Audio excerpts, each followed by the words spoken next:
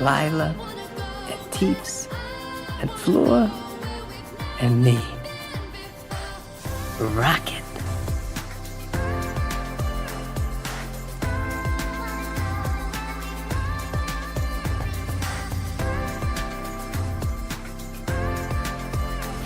Boost! Fire! This has happened before. Advisor.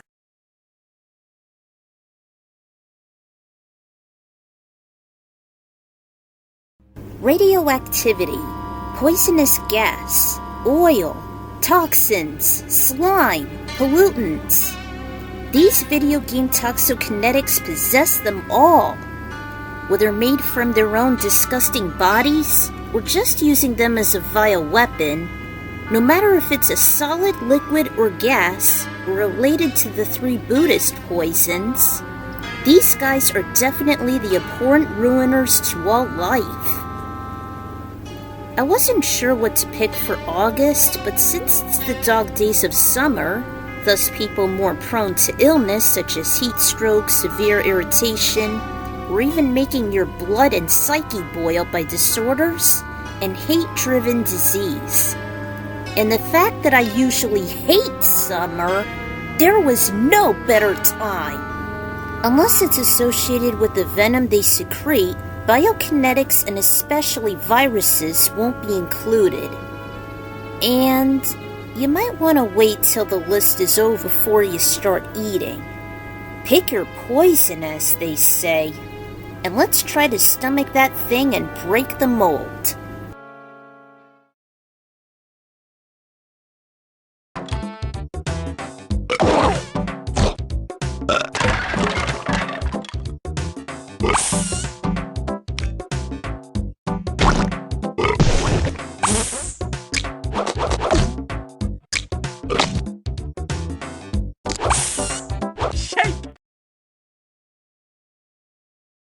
Let's begin this list from the basic and earliest Toxokinetics I'd encountered, the slime enemy from Drakkhen. This game was a primary start to the RPG genre for me, as well as a few elementals.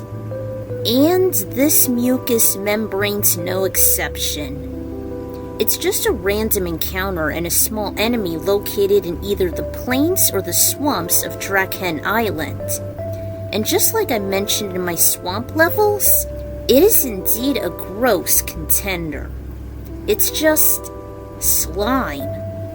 Or as me and my older sis associate it with, mucus. There's not much there and is easily killed with a hit or two regardless of the party's levels. And since it's a common, weak, and disgusting embodiment of an envenomed hazard, it takes the base of this toxic list.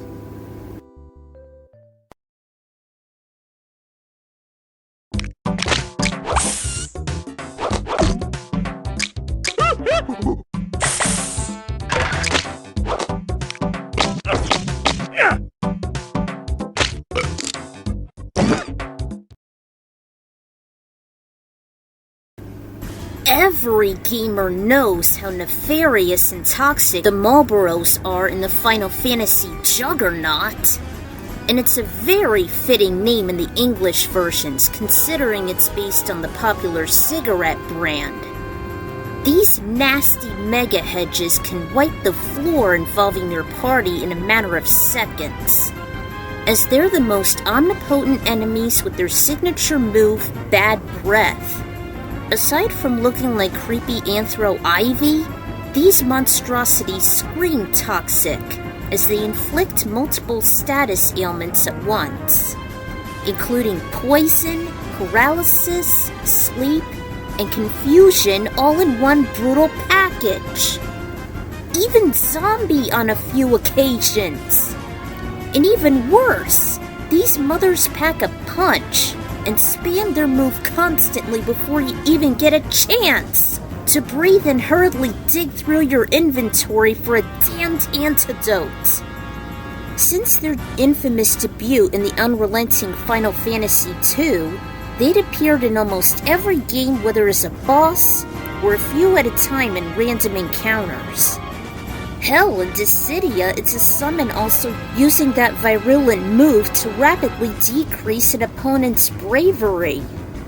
And each incarnate unleashes their deathly toxins onto their unsuspecting prey and has often appeared late. If you don't have very high levels or advanced immune equipment, it can definitely be a recipe for a fatal, radioactive disaster. No wonder I never included it in my chlorokinetics list. This is anal sauce!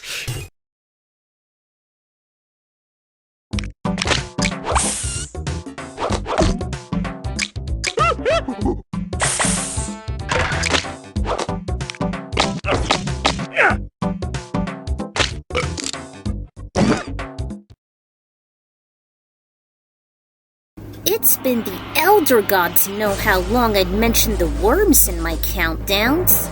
These petites can be just as deathly and as poisonous, with 3 entries tied for the 8th spot. Those being the skunk, the old woman, and even the dreaded suicide bombs. Each small but volatile weapon emit toxin effects littered on the battlefield, and if you aren't careful, the weight can change their trajectory and infect many worms, including the user. First up is the skunk, a small animal that prances across the war zone and explodes after a brief period, and emanating toxic gas which infects nearby worms. Once exposed, the worm tends to lose 5 life points after each turn, and if another poisonous substance is used, the infliction doubles to 10 points drained. It can still be healed by a first aid kit, but they're often rare to come across and sap your energy rather rapidly. Even if the sick worm should infect another, and even explode onto an opponent once their health runs out. Which leads to the suicide bomb. While it doesn't cover a lot of range, it can still inflict a poisonous effect onto a nearby worm. A worm can kill and explode themselves while also start sapping a victim's energy. Talk about karmic retribution. Lastly is the old woman. It mostly functions as a rendering explosive across the landscape, much like the sheep. But starting in Worm's Revolution, she farts out a toxic gas producing the same status ailments. While I'm mostly familiar with the older installments, these 3 items are known to cause poison sapping in enemies, teammates, or your life points to the point of death, despite having a short range. So using them strategically and keeping an eye on the wind current is of peak importance, specifically with the skunk. Because in how small though volatile and versatile the worms are, I hope one day they can wipe out those oversaturating poison wielders in other hyper-fixated games.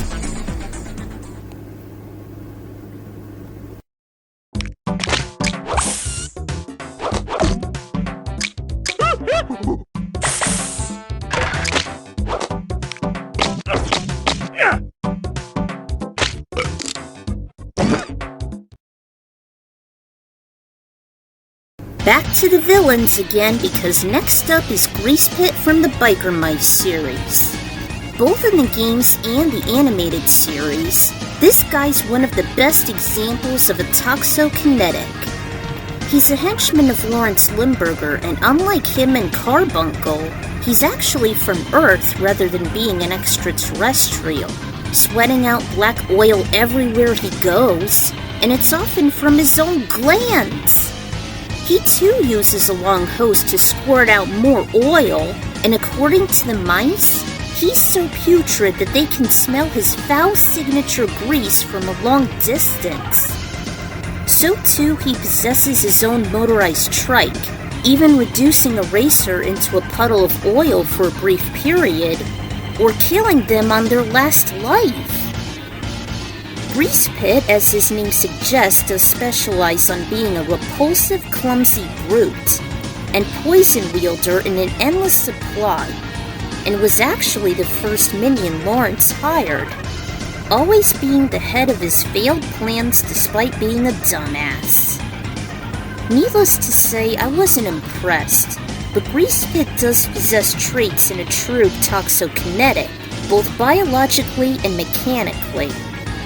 Even if he should get reckless on slipping on his own oil, he's definitely a threat to not be reckoned with, on corroding the whole universe. Best to put him away early.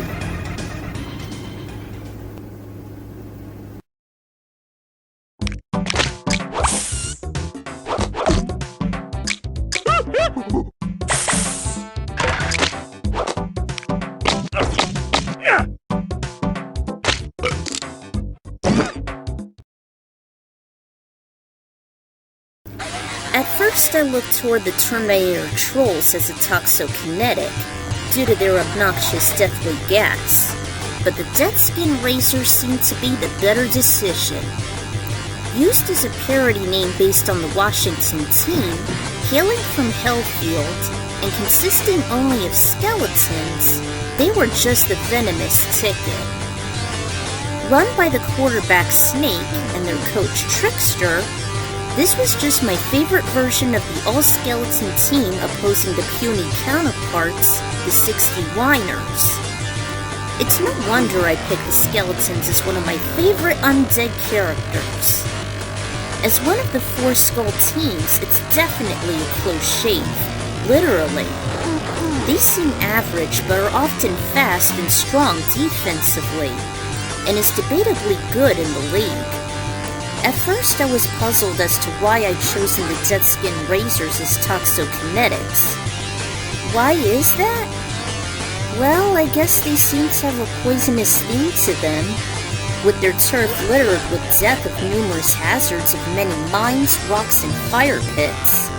The quarterback is Snake, who shares some characteristics relating to a python, rattler, and other venomous slithers.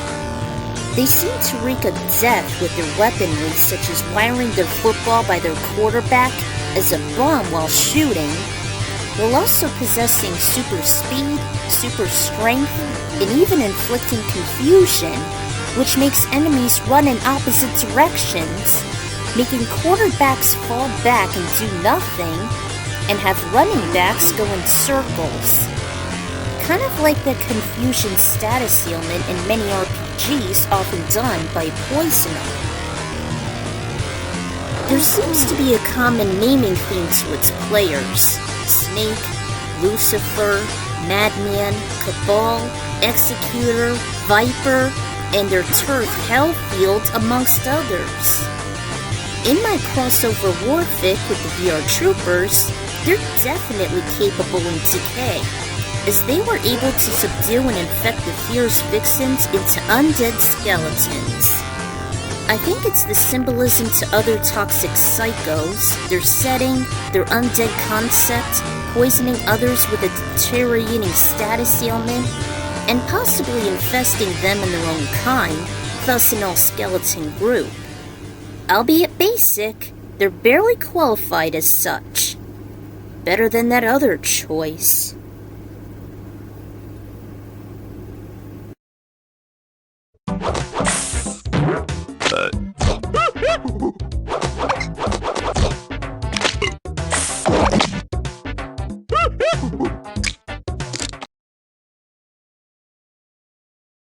Next up is one of the more heroic Toxokinetics, and definitely one of the most unique, Snot.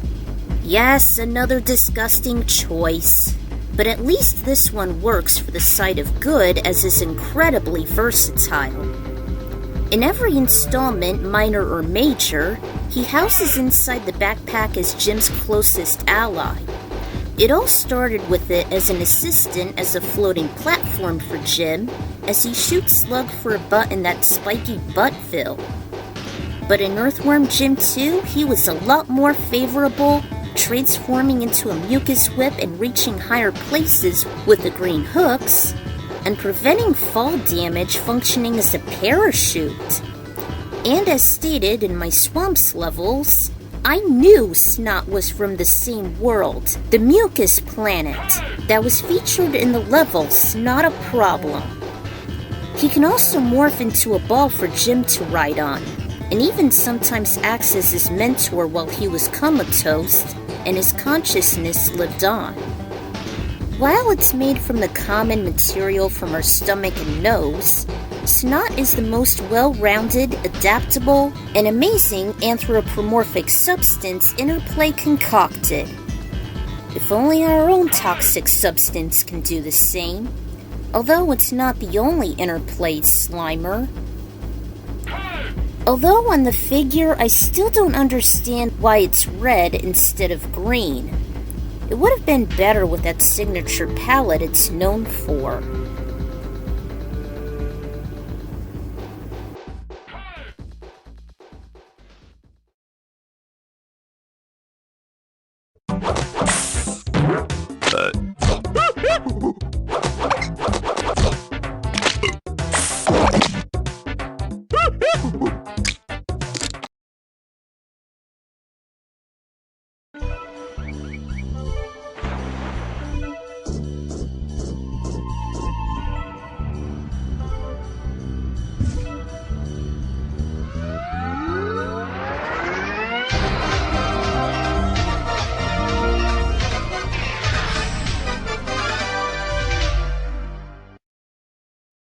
While I wasn't too fond with Mega Man X3, much like the Tree's Apprentice, Toxic Seahorse was one of those Mavericks next to Tunnel Rhino that stood out to me.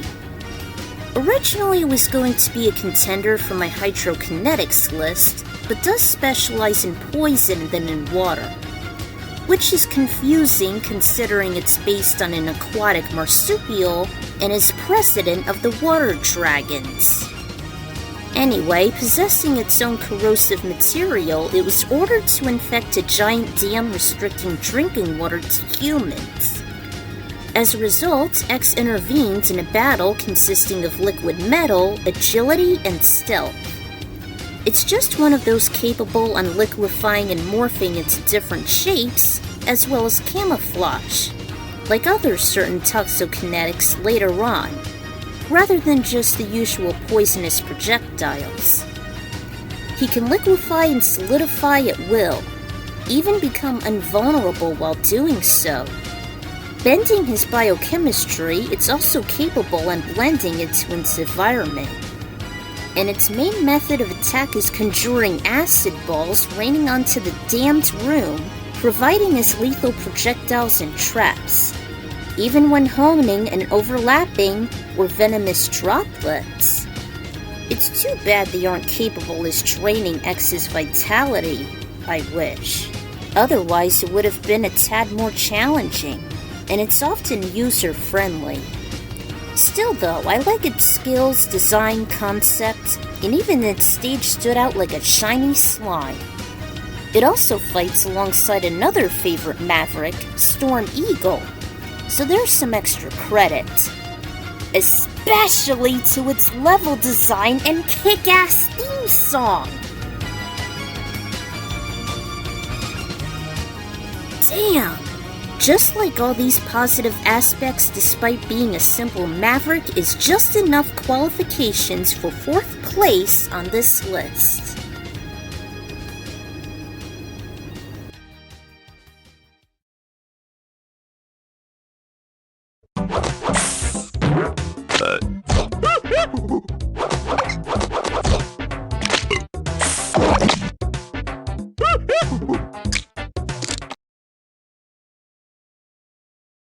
When people think of a poison type in conjunction with a dragon, they often refer to Gudra from Gen 6. It's lovable, fun to use, and possesses traits of goo smothered onto a large bipedal serpent. Or even the Skrelp line consisting similar traits to a dragon and seahorse, much like the aforementioned Maverick, or even Naganadel. I had a very tough decision to choose a Toxokinetic, since all poison types tend to relate with similar pollutant abilities. But the one that stood out to me despite on not being a fan of Gen 8 was the omnipotent Eternatus. Eternatus may just as well be the mightiest toxic wielder and deadliest legendary to boot. Eons before the games coexisted, and just like another favorable poisoner, it came from a meteorite landing in Galar. With its outrageous radioactivity gathering and emanating from its crystallized core, it was feared as the toxin destroyer of the entire Pokemon world, and created a malicious calamity known as the Darkest Day till it was thwarted by the heroic mascots. But it wasn't until foolish research like with Solaris and Sonic that the almighty poisonous threat was surfaced. Just like with Necrozma in my previous countdown, it's the main antagonist of its own debut, created another gimmick with Gigantamax, and possesses two forms. In Eternatus' case, its base form and its own Eternamax form. It may not sound much, but it has a base stat total of 690, which is higher than any other legendary in existence. Actually, it's also known as the largest and definitely the heaviest Pokemon ever, even sizing up more than Wailord. Once it's caught, and since it absorbs all energy from Galar, it can wield any and every poison-type move imaginable. It can spew out acid sludge, it can become a benzokinetic emitting toxic gas, thus the Darkest Day crisis. It's extremely volatile and specializes in agility and strength. It drains energy from many sources. It's a master stealth, shines with shades of purple crystals, and is structured out of alien biology and radioactivity, and feared to be a destroyer to all existence. And being as an extraterrestrial and dragon type, its stats go beyond the charts on decimating every fairy type and any of those oversaturating dragons. It's almost like it was roughly inspired by Doom from Final Fantasy VI as a random encounter by flight, and almost as tough and as large as a behemoth. With its design and sharing the undead dragons in the lunar subterrane. Despite its corrosive might, there is a catch. It can't access its astronomical Eternamax, nor its Gigantamax form after being caught? Well, that's certainly a lousy letdown, as a way to belittle its outrageous prowess. I guess it pays to give developers time to work on a game that's not a damned year in the treacherous making. Thus its ranking, and there are just a couple more that seem to be a lot more tolerable and more beneficial, despite being planet corroders themselves.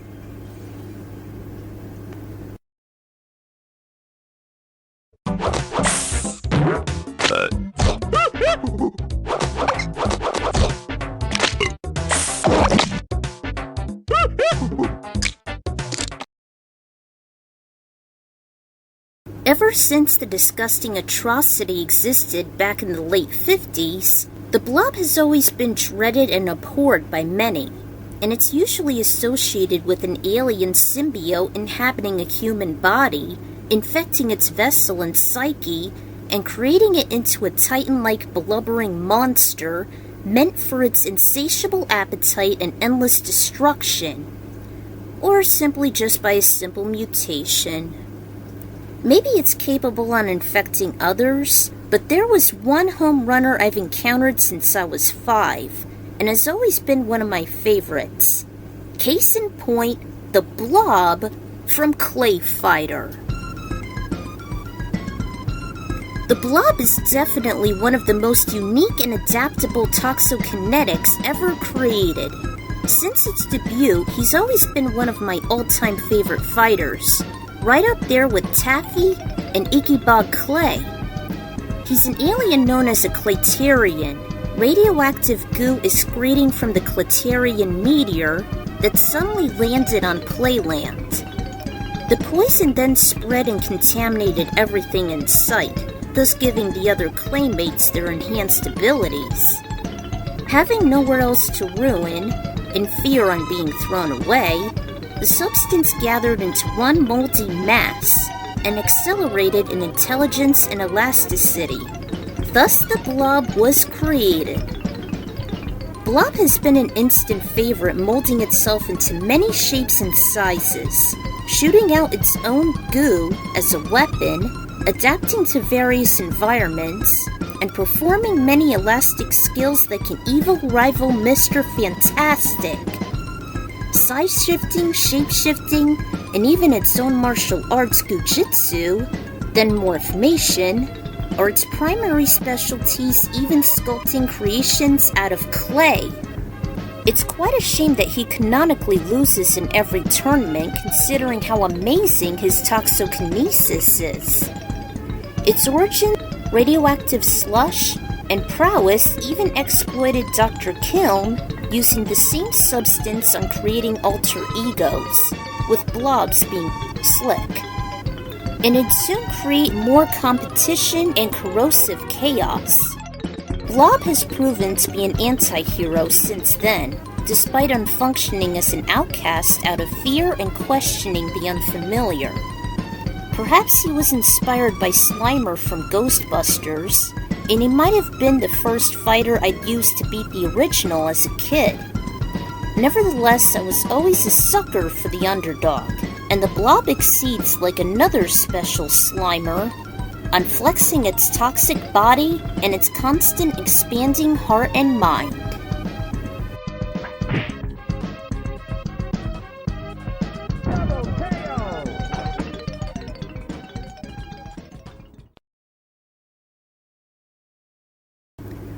Whew!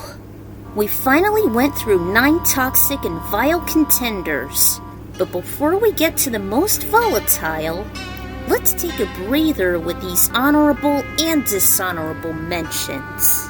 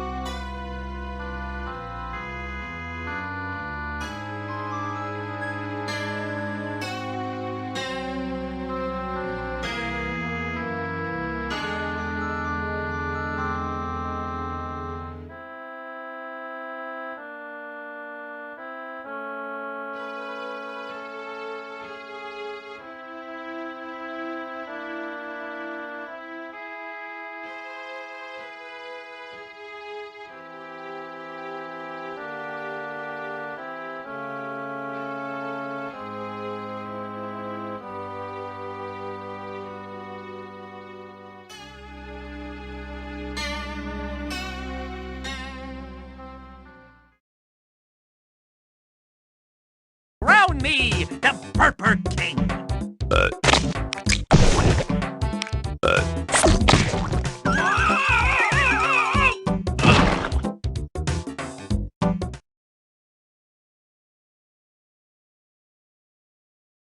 Reptile. The moment I started molding this list, I knew for a fact that Reptile, aka Sizoth, would be on here and take the golden trophy. Remember, I don't care how objectively powerful an elemental has to be. I just happen to like them. Since his debut in the original Mortal Kombat, deduced as a secret stealthy combatant dropping clues, and soon dealing with him after pulling off a double flawless and fatality above its turf, Reptile was an instant favorite to me and many. I also happen to adore Green after all. As a palette swap much like Sub-Zero and Scorpion, he was at first a rip-off of their moves, but more agility. But his finesse began in Mortal Kombat 2, as he became a playable character utilizing invisibility, acidity, and with that same style of basic combat. Ever since I was 7, I was over the moon playing as him, ecstatically and naively believing I was playing this CPU. Just like the earlier corroders, he too came from another realm known as Cetera, a forgotten swampy world where the saurian species inhabited after evacuating from the doomed Earth realm since the prehistoric era. This humanoid reptilian quickly rose through the ranks and became Shao Kahn and Shang Tsung's lackey and spy in order to preserve his endangered species. It did sound insane on committing evil deeds and looking for a master to serve instead of having a benevolent will of his own. He mostly appeared as a ninja clad in green, but began to devolve to his Eterran form, and is often treated as a low-class rookie, usually being killed, and always being a jobber never succeeding on his ambitions. Just like with Blob, he was cast to the side and fails, but is also skilled and persistent. Despite being the possessed vessel from Onaga's dormant spirit, or having his saurian DNA spliced with humans to develop corrupt creations, or simply being blindly loyal with a deteriorating psyche. So why was he placed in first instead of the chameleons? Reptile was still fun to use in all installments since the second game, utilizing all skills of any toxokinetic. Having a flexible biochemistry, he's able to mimic Scorpion's spear and Sub-Zero's freeze, to blending into his environment, to forging poisonous spears, acidic spits, and even benzokinesis, to being agile and adaptive despite his de-evolution, and wielding a hammer, sword, and spear with a variety of martial arts counting even his tail, chameleon tongue, and claws. Especially powerful corrosive moves that'll eat through any material including metal, and used in a variety of ways. Aside from serving as a blindly loyal and desperate crony, often being slain by his own masters, it wasn't until Dominic's failed experiment in which Syzoth functions as admirable as Snot or the Blob. He too's an outcast of Cetera and Outworld, and is capable on morphing into his humanoid and vicious beastly self at will, while also retaining his many toxokinetic abilities. Even joining the heroes with a very strong will and is a well-balanced fighter, even bending poison in various ways, including when digesting an enemy, and has an interesting relationship with Ashra as well. Despite how horrible the game is, it made me wish that Syzoth had a better role in my chronology. He was just one of the few diamonds in the rough. I also forgot to mention he's been one of my favorite bosses, with his two-face fight in both against him and his pet snake. One of the all-time best, especially when you get the wall climb from him. My whole life I always enjoyed playing as Syzoth. His early lore was interesting. I love green and dinosaurs, and he eventually developed into the hero despite its flaws, using his amazing aptitude. I'm the Ekron Rider, and just like Garrus as well as the other ninjas, Syzoth in his latest portrayal made me have a change of heart, and is indeed the best wielding his corresponding element of toxokinesis. There was just nothing else like it, and for once, Liu Kang did him good. All his vile abilities using them for his self-worth and to help save the realms? It doesn't get any better than that.